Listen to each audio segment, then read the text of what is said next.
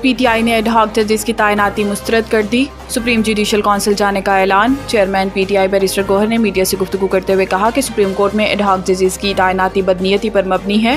Add hoc ججز کی تعیناتی کا معاملہ سپریم جوڈیشل کونسل میں بھیج رہے ہیں۔ اس اقدام کا مقصد اپنے ہم خیال ججز کو لگانا ہے۔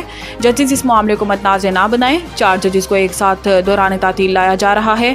دوسری جانب میڈیا سے گفتگو کرتے ہوئے پی ٹی آئی رہنما عمر ایوب نے کہا کہ ہمارے اراکین اسمبلی کو ایجنسیاں جھوٹے مقدمات میں اٹھا رہی ہیں۔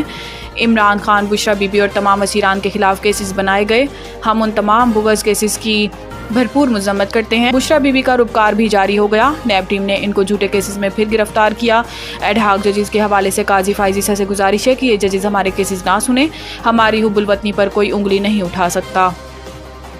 ایڈ ہاک ججز تعینات ہونے چاہیے، آئین بھی اس کی اجازت دیتا ہے۔ وزیر قانون ڈی جی ٹی وی کے پروگرام میں گفتگو کرتے ہوئے وزیر قانون کا کہنا تھا کہ ایڈ ہاک ججز چیف جسٹس نے نہیں بلکہ جوڈیشل کمیشن نے مقرر کرنے ہیں، جوڈیشل سسٹم کی اصلاحات کے لیے آئینی ترمیم کے حق میں ہوں۔ چیف جسٹس کی مدت ملازمت میں توسیع کے حوالے سے پوچھے گئے سوال پر وزیر قانون کا کہنا تھا کہ چیف جسٹس قاضی فائزیسا کی ملازمت میں توسیع کی خبریں درست نہیں۔ پینشن بل زیادہ ہونے پر سرکاری ملازمین کی مدت ملازمت میں توسیع کی بحث نے جنم لیا۔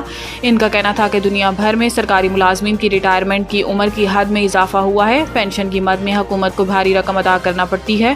جوڈیشری سمیت تمام سرکاری ملازمین کی مدت ملازمت میں توسیع کی تجویز زیر غور تھی۔ آئین میں ترمیم کا اختیار پارلیمان کے پاس ہے۔ سینیٹر اعظم نذیر تارڑ کا کہنا تھا کہ اپریل کے آخر یا مئی کے اول میں چیف جسٹس سے جوڈیشل کمیشن کی میٹنگ سے متعلق ملاقات ہوئی تھی۔ اس وقت چیف جسٹس پاکستان کی مدت ملازمت میں توسیع کا معاملہ بھی زیر بحث آیا۔ چیف جسٹس پاکستان نے کہا کہ مدت ملازمت کی توسیع میں دلچسپی نہیں۔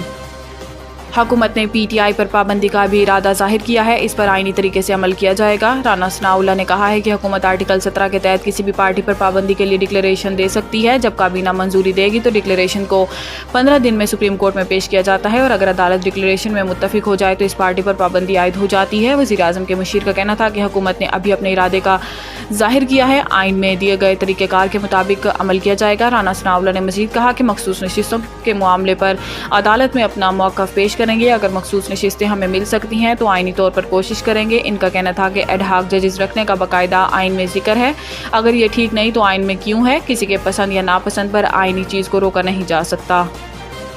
صنم جاوید نامناسب زبان استعمال نہیں کریں گی، وکیل کی یقین دہانی پر عدالت نے رہائی کی درخواست نمٹا دی۔ پی ٹی آئی رہنما صنم جاوید کی رہائی سے متعلق درخواست پر سماعت اسلام آباد ہائی کورٹ میں ہوئی۔ دوران سماعت اٹارنی جنرل عثمان منصور ایوان نے عدالت کو بتایا کہ صنم جاوید اب آزاد ہیں اور اپنے صوبے میں جا سکتی ہیں۔ جسٹس میاں گل حسن اورنگزیب نے ریمارکس دیے کہ انٹرنیٹ پر دیکھا کہ صنم جاوید بہت نامناسب زبان استعمال کرتی ہیں۔ فاضل جج نے درخواست گزار کے وکیل سے استفسار کیا کہ آپ ضمانت دیتے ہیں کہ صنم جاوید مزید نامناسب گفتگو نہیں کریں گی؟ وکیل میاں علی اشفاق نے کہا کہ جی، صنم جاوید آئندہ نامناسب الفاظ استعمال نہیں کریں گی۔ میاں اشفاق علی کا کہنا تھا کہ اٹارنی جنرل نے اسلام آباد ہائی کورٹ میں بھی بیان دیا کہ اب گرفتاری نہیں ہوگی۔ صنم جاوید پر اسلام آباد اور کوئٹہ میں درج مقدمات 2 دن میں واپس لیے جائیں گے۔